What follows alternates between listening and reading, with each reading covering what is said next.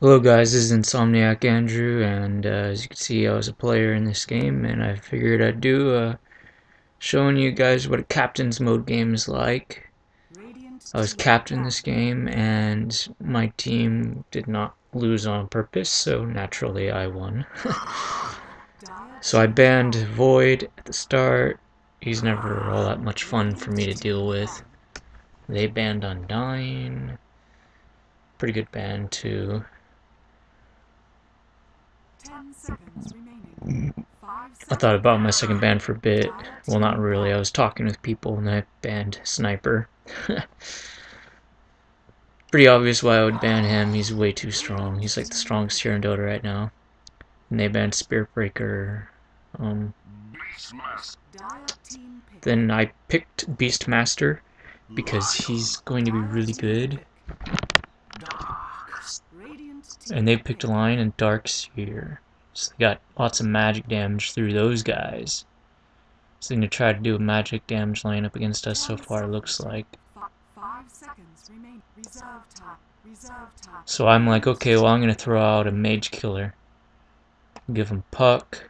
Actually, someone was requesting Puck, so I'm like, yeah, alright, let's do it. And then I was like, you know what though, that's not going to be enough. I'm going to want Ancient Apparition too.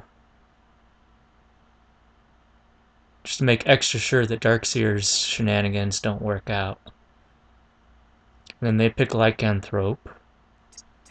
So he has potential to cause trouble, but I'm not too worried about it because I already have Beastmaster.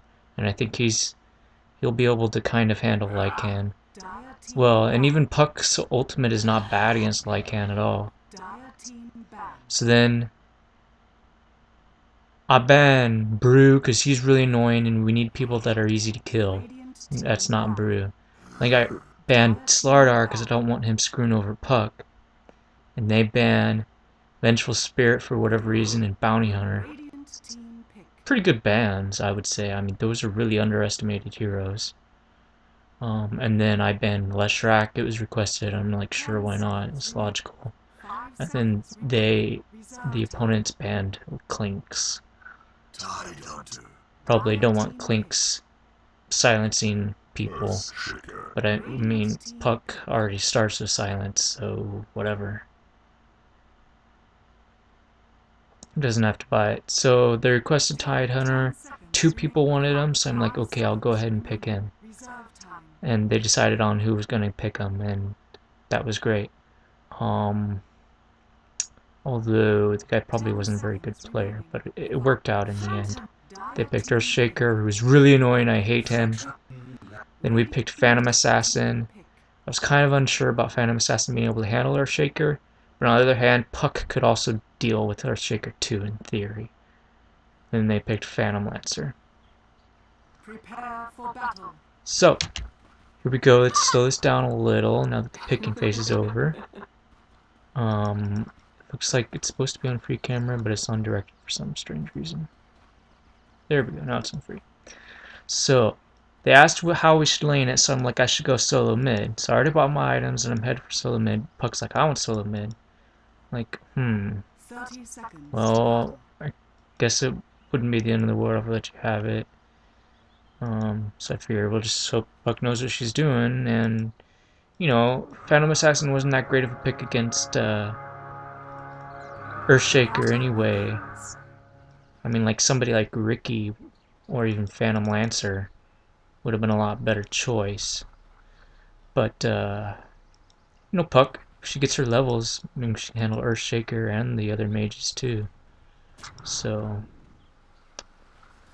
but I'm not very good with Beast in this side lane, particularly not if I don't have my armor. I didn't have any armor items, so I do not do very well. But let's see what these guys are doing.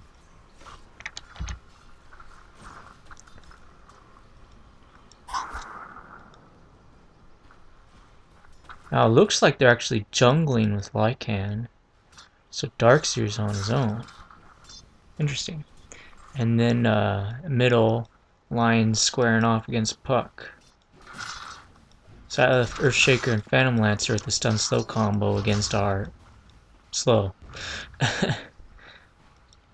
Well, actually, I could have thrown a slow out there, but I was gearing up for helping out Phantom Assassin early, but I think that threw everyone for a loop actually, and that was probably not so good.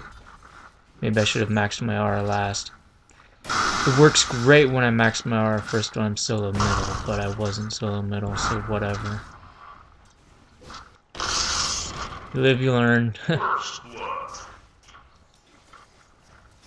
I ended up walking into tower range to pick up a tree with a tango, and that got me killed. I didn't mean to do that. I mean, I didn't know that would take me into tower range. It was pretty funny, but it was embarrassing.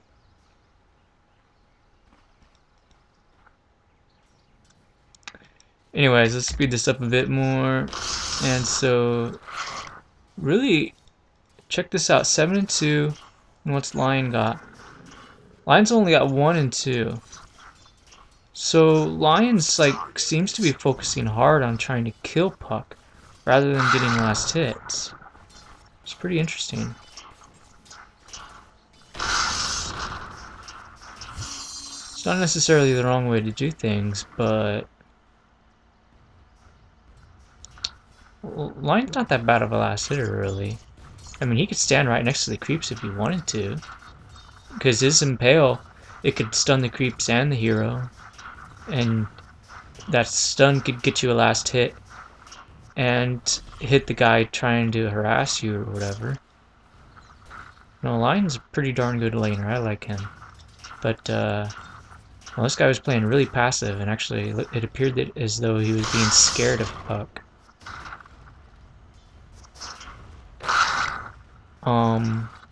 You don't really want to be scared of your mid lane opponent. You want to try to dominate them, and generally the way you do that is by getting all them last hits, or making sure you get a kill at least at some point.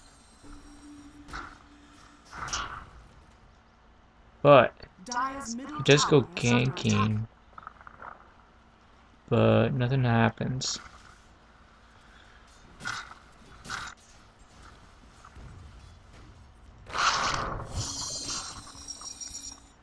Phantom Lancer is running around everywhere with his crazy lance and his crazy new 4.2 points gained per hero level.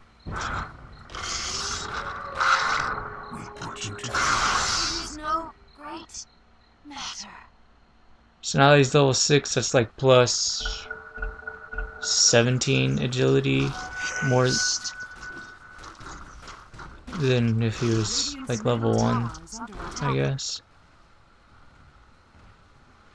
Like before, it was much lower number, like, I'm not sure what. It's higher now than it was before anyway. Maybe 2.8 or so. So it's pretty high, but not high enough to be epic or anything.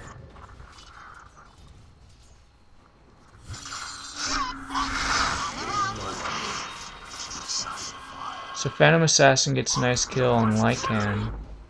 I don't know what Lycan was even doing over there. 7 minutes in the game and all he has is boots and a ring. I think this Lycan may have lost them the game. Look at that, he's only level 3. I thought I was doing bad and I was level 5. So yeah, I really wonder why players like this are in matchmaking, but they do exist. And they do go into matchmaking. I mean, I don't have a problem with players entering matchmaking eventually, but when they're not good, because they're still new, they should practice, do practice games. So I don't get that. That doesn't make much sense to me. Like, he didn't seem to be a threat all game. I don't remember once anyone complaining about being destroyed by him. And it's not because the hero got a nerf or anything, it's just this guy is really bad.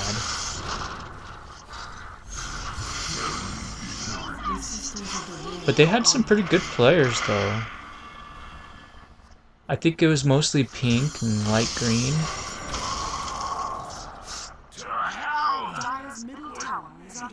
But you know, the matchmaking's pretty random. You know, I could get an okay team one game, and then I could get a worthless team the next game. It's pretty ridiculous. Now, I wouldn't necessarily say that Dyer's team is worthless, but I feel like nobody bothered coaching Lycanthrope about how to play. Which I can understand people could lose their patience over that kind of thing. Look at the scores, 4-7. Although Phantom Assassin's doing pretty good, 3-0-1.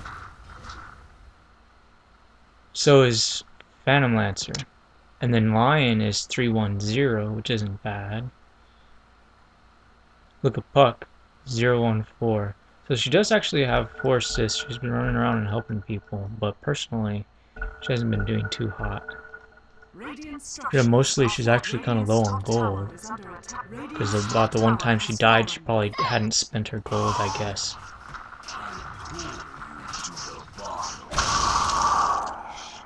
So AA actually manages to hit like a 10 HP Phantom Lancer on his way over here. And that finishes him off. It gives him that debuff that shatters him. It didn't actually do any damage to him, it just gave him the debuff, and since his HP was low enough, he got shattered.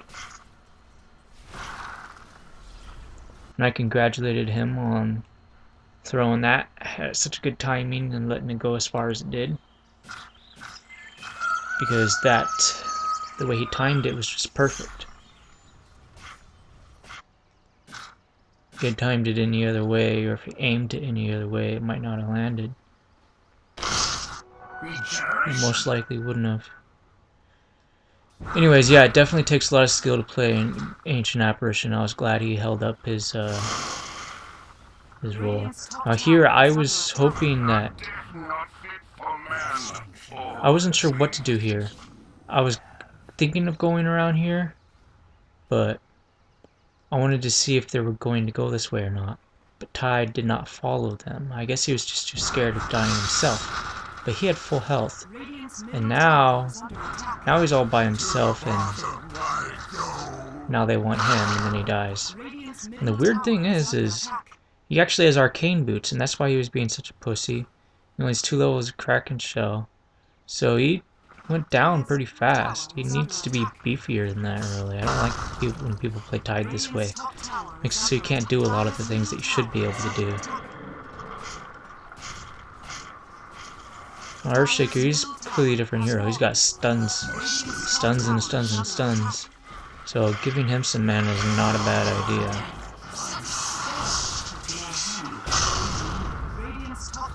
But Tide, you know, he needs some more beefiness. Anyway, so I was pretty frustrated with the Tide because, like, he was not acting the way I would expect him to act, like, pretty much all game long, or at least until late game anyway. Then I started accepting what he was doing and stuff, but more so I was just focusing my gameplay around Puck and Phantom Assassin and Ancient Apparition, not worrying too much about Tide.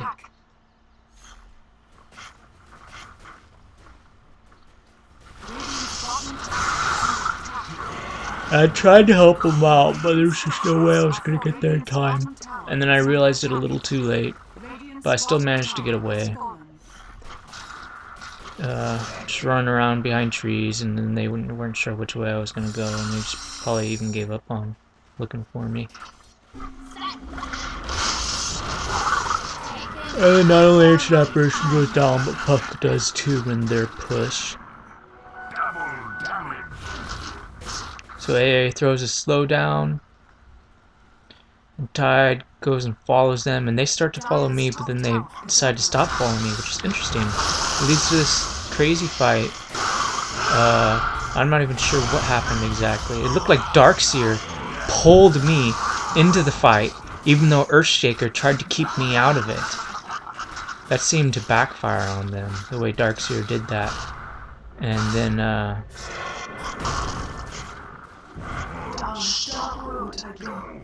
so I mean, we did lose a lot of guys, but they lost some people too.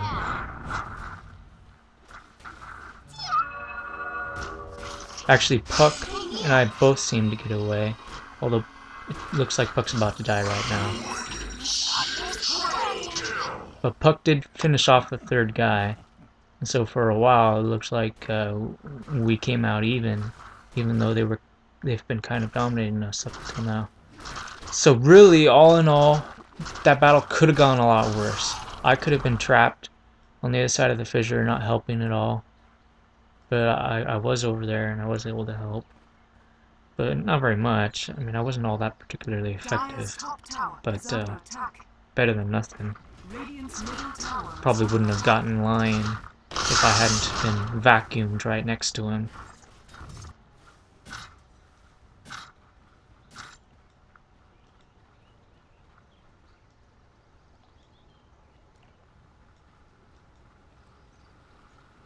That fissure's so annoying. And then Darkseer's ally just makes the fissure backfire.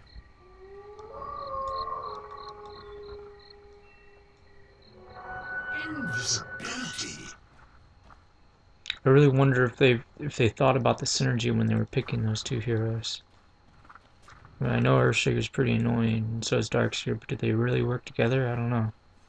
You have to think about how you would make that kind of thing happen. I know a lot of Darkseers, they don't use double ion shell. In fact, he hasn't even maxed it out yet, which is weird. I would have it maxed out by like level 7 usually, because it's such a great ability.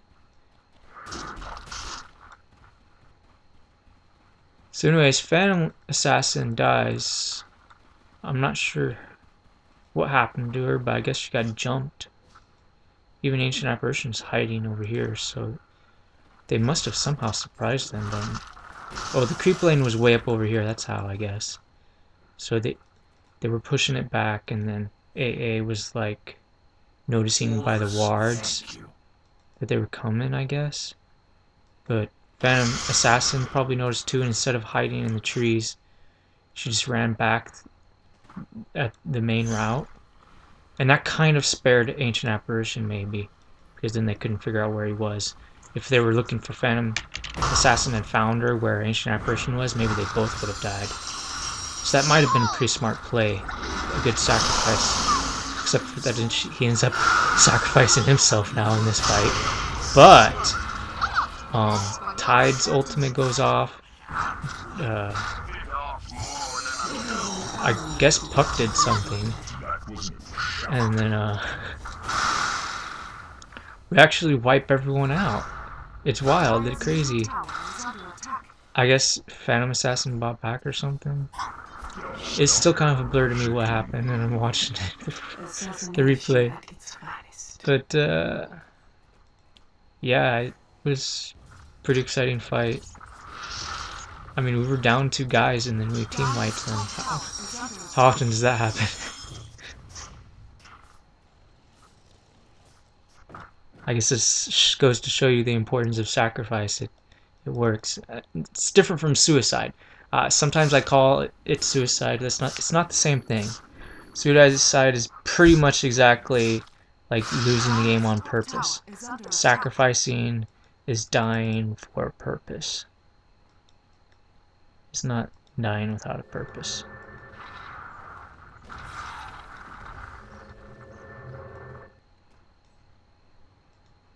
Especially when you're up against someone like Lion and he uses that Finger of Death.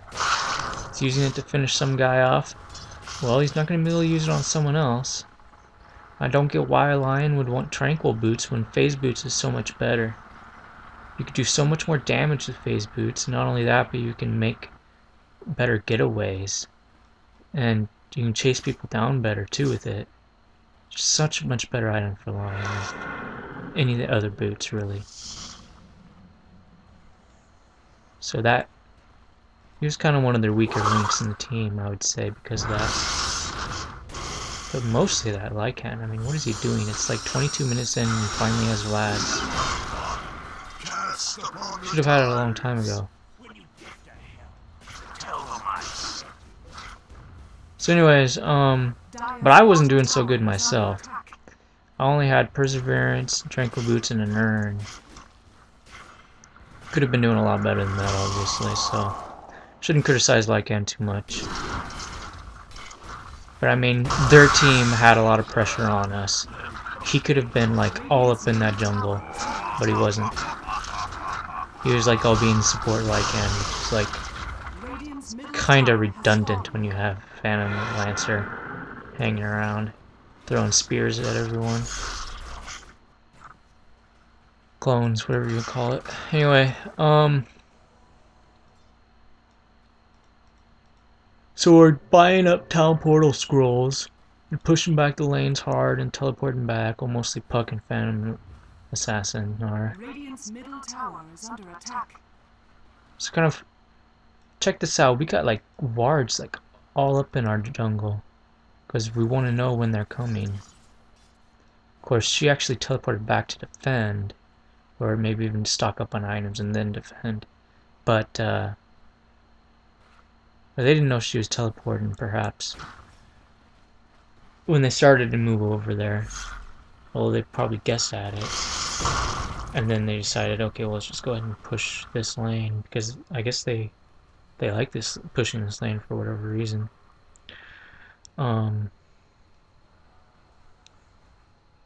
They figure if we're teleporting out of here, then they'll try to make us come to them and make us waste time coming to them. Radiant's bottom tower is under attack. So I mean, at this point, my reaction, I'm wanting Phantom Assassin to come along with me and take out these ancients, so we can get some more gold. But she wouldn't have any of that. And so she's like, we're gonna get to base and defend here. But I'm figuring, you know, as soon as we get down there, they're just going to retreat and go to middle. And that's exactly what they do. And in fact, some of them retreat this way while the others retreat the other way. So that's kind of sneaky of them. But I noticed the tower attacking something. Probably an invisible wolf or something. And I warned my allies to be careful if they want to go this way, because I just saw them that way. But apparently it was not that big of a deal because they weren't just lying in wait over here, as I thought they could have been doing. Which I came to find out pretty soon here. Now I should have had my hawk like all over the place though. But I was pretty low level, and like I said, I maxed my Inner Beast first because I wanted to make sure that that Phantom Assassin could do stuff. Because I knew I wasn't going to be solo middle. You know, I wasn't going to be able to max up that. So, I mean, it definitely wasn't just for my own benefit. I was thinking about our carry, making sure our carry could perform well.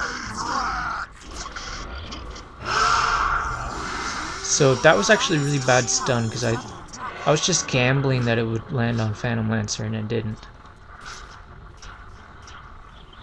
But I knew that even if it didn't land, that would let Phantom Lancer know that that one of two things would happen. I would keep trying to stun him, or I would give up.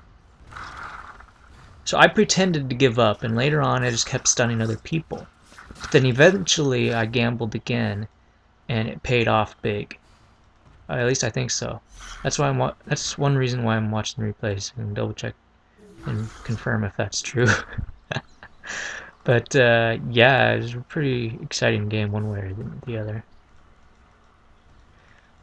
So this Earthshaker's getting a dagger, and Puck looks to be getting a bloodstone. Yep, she's got one. Because she was over at the secret shop, which is not where you buy daggers, but you buy bloodstones there. You can get daggers at the side shop though, or in the back of your base, of course. Anyway, they actually go for a Roshan kill, it looks like. And they seem to take him out pretty easily, although there is a pause. And we're going to fast forward past this because this is not interesting.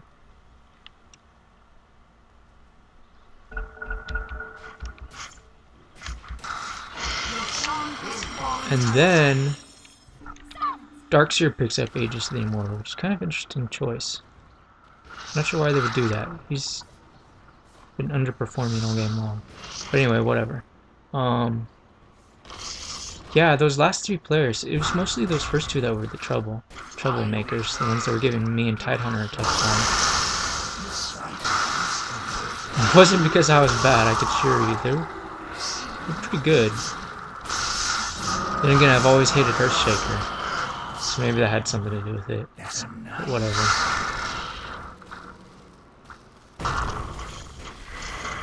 So I mean, there's a whole lot of chaos going on here, and there's not a whole lot I could say about it.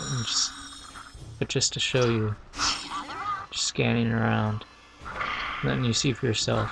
Looks like Puck gets a good ultimate off, stunning all 3 casters. So that's good. Of course, she has a haste rune helping her do it, huh? And with that haste rune, she's able to take out Lion. That's pretty nice. She's so polite. But anyways,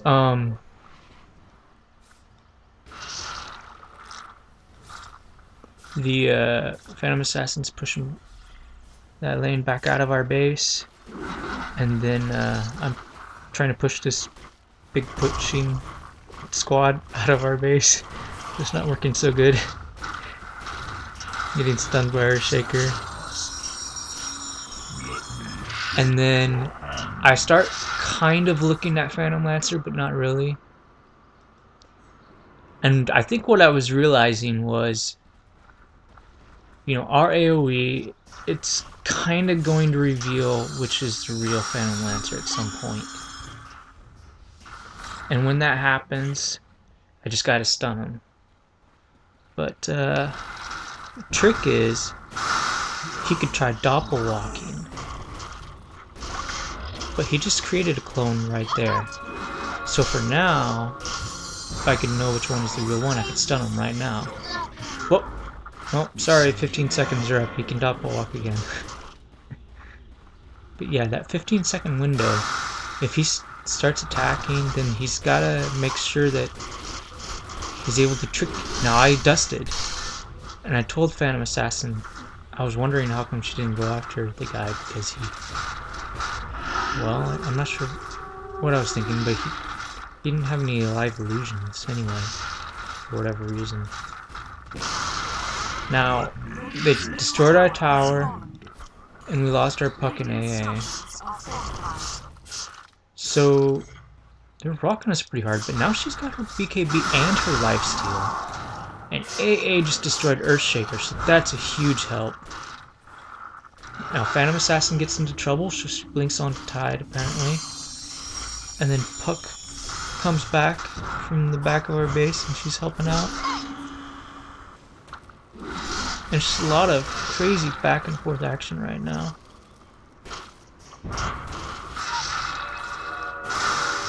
And PA thinks she's got a hold of Phantom Lancer, so she starts attacking him. And boy, does she get a hold of him. And I'm like, yep, that's definitely him. And so we're rocking him. And I think he had some lifesteal. Yeah, he has Vlad's.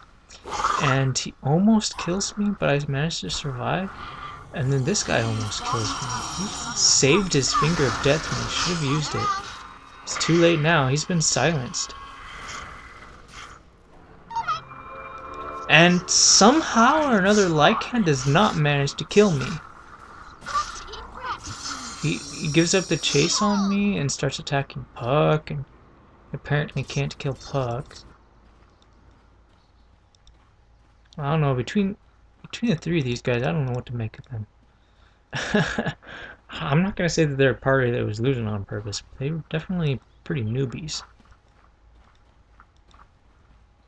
I mean, there are lots of people that actually are honestly not as good as they could be with Darkseer. Same deal with Lion. But Lycan, come on, there's tons of people that are pretty good with Lycan. But whatever.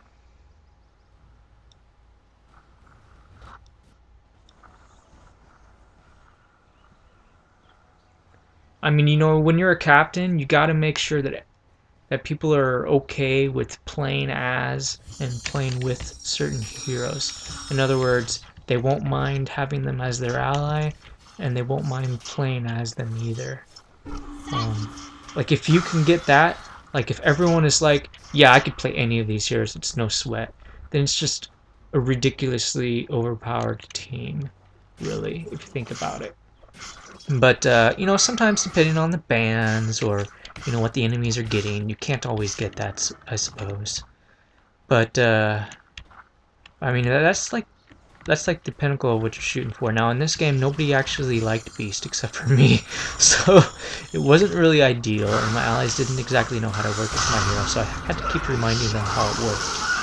So we definitely had that disadvantage, and it's kind of tricky, and maybe I need to think a little bit more about my first pick, but I can't deny how good of a hero Beastmaster is, and in the end, it's the captain's choice of what to do. It's his responsibility, and you know, people can make suggestions or demands, but in the end, you can always try to assert your authority and see what happens. But for the most part, I decided to kind of more or less trust my allies. And it paid off.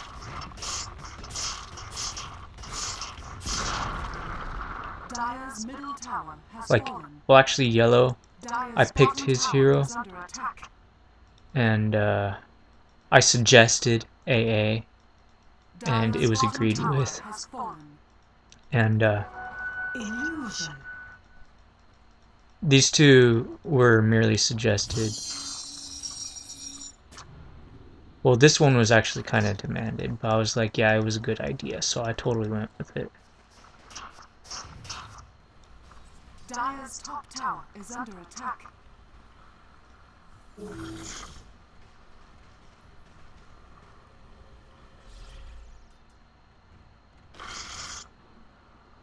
Dire's top tower has fallen.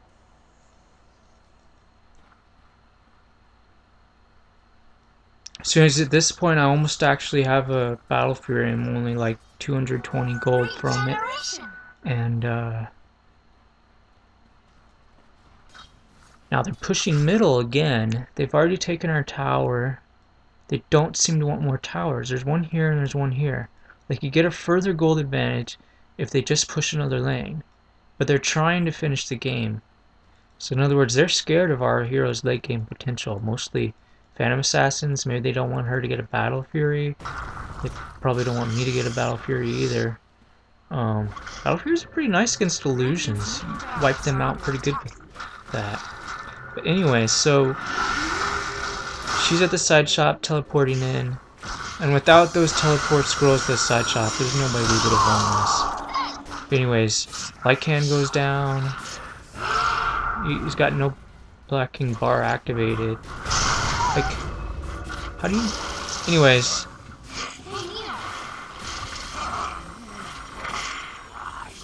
So we somehow come off with a really awesome fight. And, you know, the main one that you wanna get an illusion for is the Ancient Apparition. I mean, that Phantom Assassin. That's the one you want to get the illusion with. But, like, did he only get like one maybe out of that? And then he didn't control it. It was just attacking a creep or something when it died. That's ridiculous. You want to make sure you control those illusions after they spawn with your Dark Sphere. But anyways, and your Ion Shell should, like, well, this guy had like practically no mana regeneration, but you want enough of mana regeneration, which he didn't even have any of, so that way you can like constantly be using your Ion Shell. If you're not constantly using your Ion Shell, you're not playing the hero right. Because 2 Ion Shells, they'll stack, and then they'll be doing a lot of damage. That's like 2 Ion Shells is 4 times the damage of Radiance. So keep that in mind. That's really strong.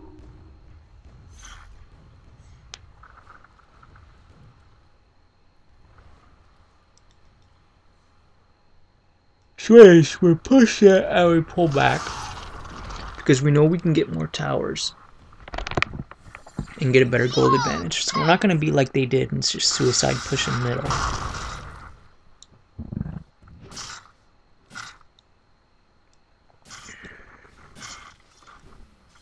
So I weaken up this Ancients for a Phantom Assassin. I know I can't really take it out because I don't have enough DPS yet. But I could weaken it so she can finish it off at least. And so I notify her of that. Well, if I had more armor, then that would have been enough too. Either armor or DPS either way. But anyway. So now they're pushing us again. They really want to try to finish it. But the problem is we had all these AoE abilities and we keep using them. And she's got that BKB and she's just going after those mages so hard.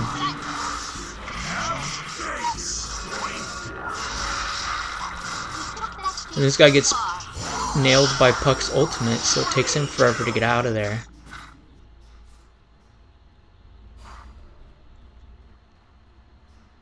But he can doppel walk. So he's probably going to get away if he needs to use it. He can use it. But it's not an issue. He was invisible long enough. He moves pretty fast. She's only got Treads herself. No, if she had Tranquil, she probably would have caught up to him. But anyways, she's like, okay, whatever, I didn't get the kill, I'll go remember that Beastmaster called me over to finish off these things, so I'll do that.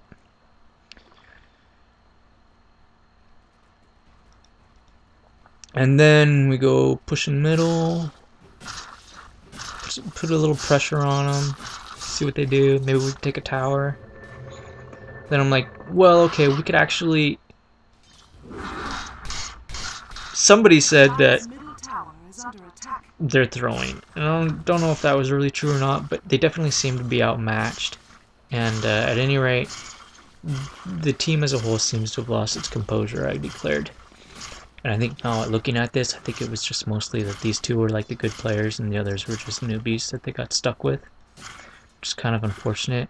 I hate it when I'm pairing with my buddy and this kind of thing happens. I could just imagine it would happen to me. That's why I like to get a team of 5 people. So I don't just get randomed with really bad players.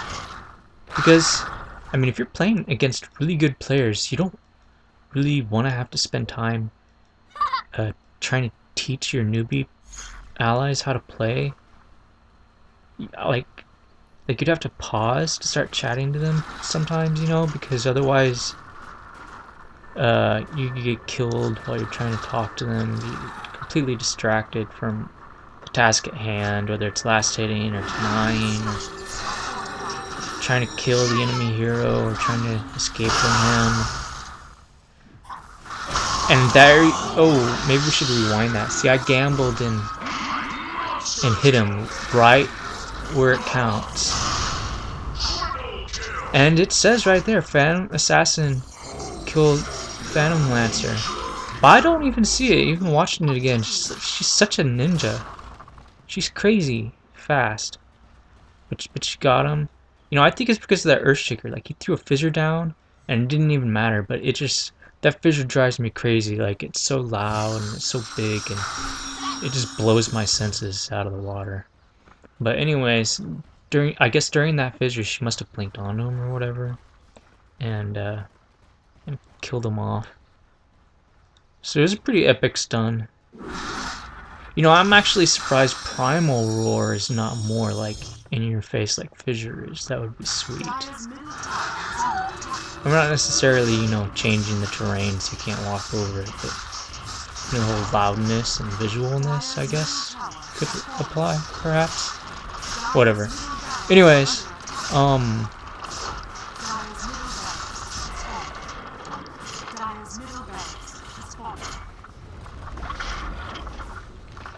so I mean, me getting off that ultimate on the appropriate target really made for a great push.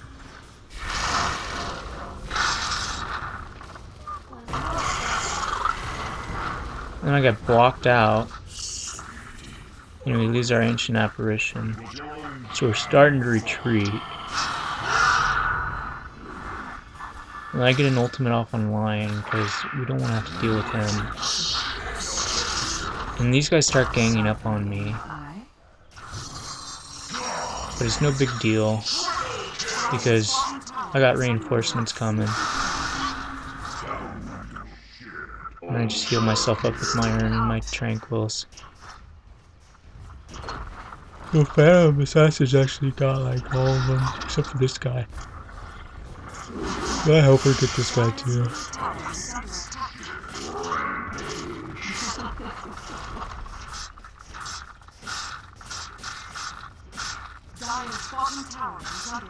Anyways, yeah, I mean, after reviewing the replay, I would actually, I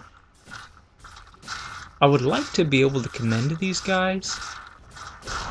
Maybe for trying to teach these guys something, but I don't really know if they were trying to teach them or not, or if they were just yelling at them.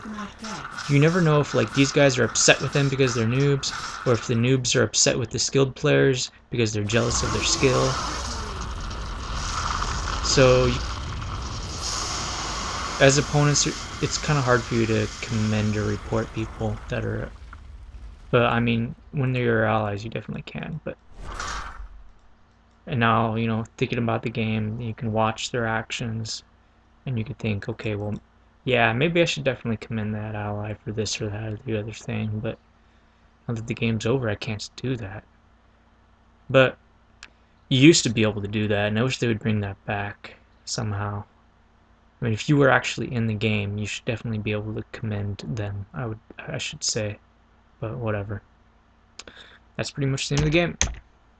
Hope you enjoyed it.